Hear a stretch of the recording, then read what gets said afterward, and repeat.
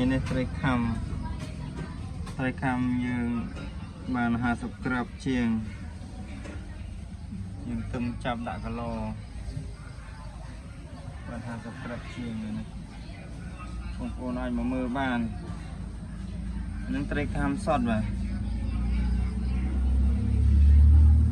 នេះពេញខំហើយនេះ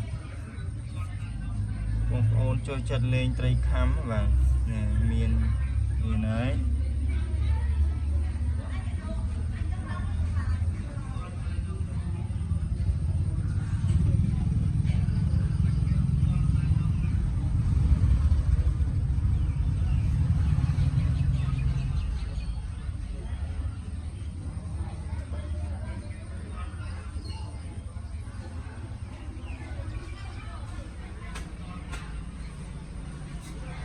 នេះត្រីខំយើងហើយជាង50គីឡូ